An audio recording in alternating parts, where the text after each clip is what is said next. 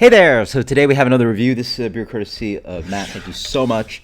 I believe this is the last of the Treehouse beers. So this is Treehouse Nightcap.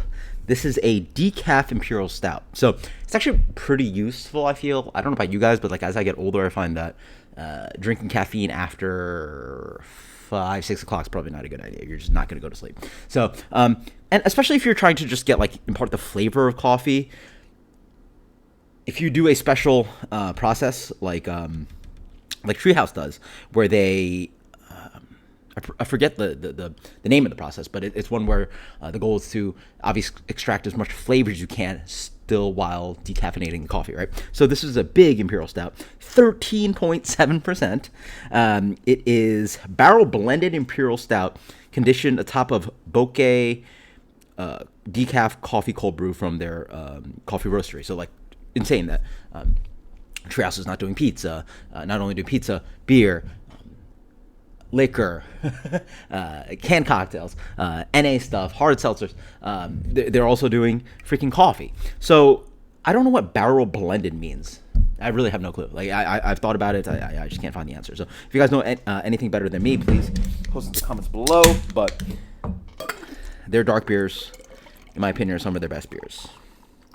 So that pours out pitch black. I mean, like, that's stupid dark. That is just dumb dark. I mean, I honestly don't believe I've ever seen a head on a beer that dark. Can you see that? You guys can see that. That head isn't like tan or like I don't even know how to describe I guess it's a coffee edition, but that is a stupid dark head. And the beer is pitch black. That is insane looking. Wow. I want to say I've tried somewhere between 5 to 10,000 beers, and I've never seen a beer that dark. That's absolutely just stupid. That is insanity. Insanity. What the hell is that? Okay. Interesting. On the nose. Big, rich, kind of like smooth barrel character. A little bit of the vanilla. Some of the coffee comes in. Rich chocolate cake. Tons of brownie batter. It honestly smells a little bit. Ooh, high residual sweetness. I got some on my finger, and it's like, you guys can hear that. Yeah. So high residual sweetness beer. It honestly smells like coffee bean brownie batter. Yeah, if you make that must be delicious. How's that not a thing I've ever tried in my life? Coffee, chocolate brownies. Anyway, it smells fantastic. Cheers. So a little bit lighter on the carb. It's a huge beer. Wow. Big beer. A sweet beer. Very sweet. Very sweet.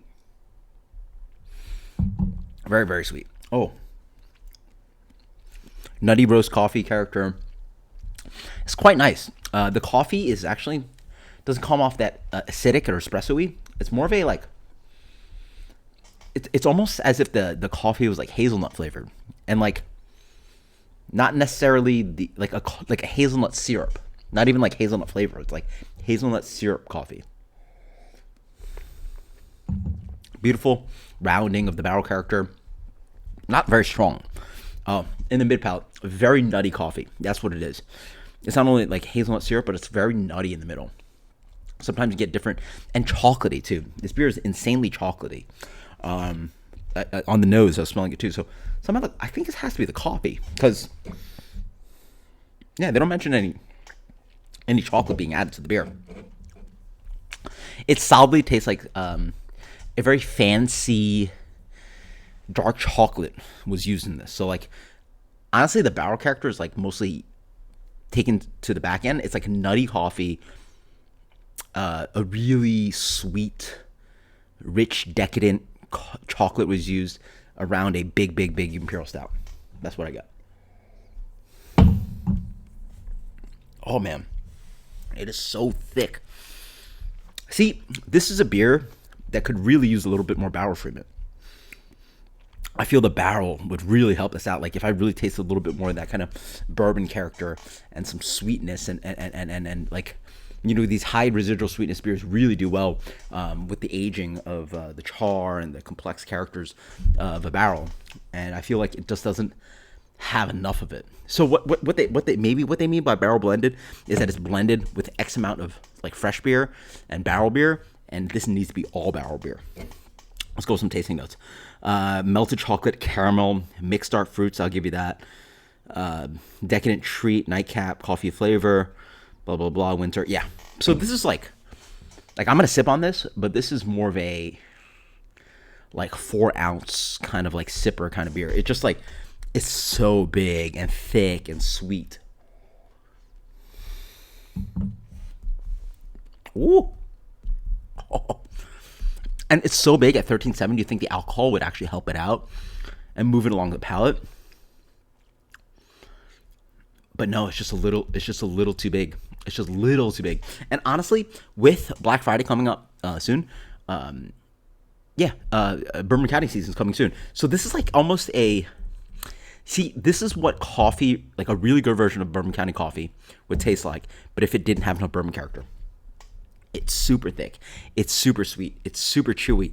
But what Bourbon County does is that it has that edge of the bourbon to really help balance out the beer. And this just takes away anywhere from 50-ish% or more of that bourbon character that makes Bourbon County so special. So man, you guys at Treehouse have a special beer right here, because the coffee and the richness and the thickness.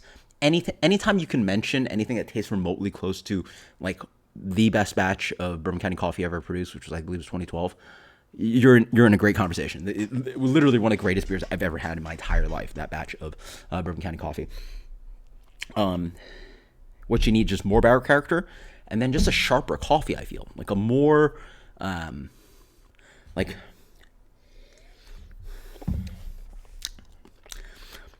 less nutty and sweet going on, less chocolate flavor, but more robust, a little bit more. You know what? The coffee flavor is pretty good, but I'd go with the sharper coffee, something a little less tame, and then more barrel character. Again, you want, it's just so, it just like the nose, it feels like you're trying to like drink, not eat, drink coffee brownie batter, and it's so rich, and it needs something to balance it out. So love-hate relationship with this beer.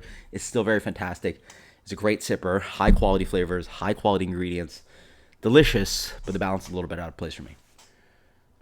Wow, man, this would be like such an insane beer if it really had some more balance to it.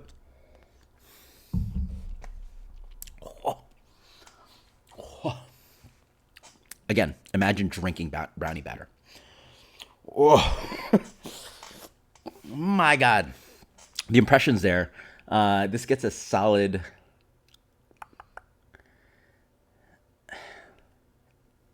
91. No, it's better beer than that. Okay, it's a 95 with a caveat that it's a sipper. Like you just can't have volumes of this beer, and I'm gonna have a hard time with this one. But it's so tasty.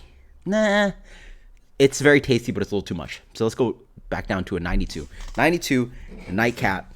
Again, there's just like turn the dials a little bit more here and there, and this is easily like 199. World class beer, but in this glass right now, it's just so freaking rich. Oh, like it's not even that boozy. It's 14%.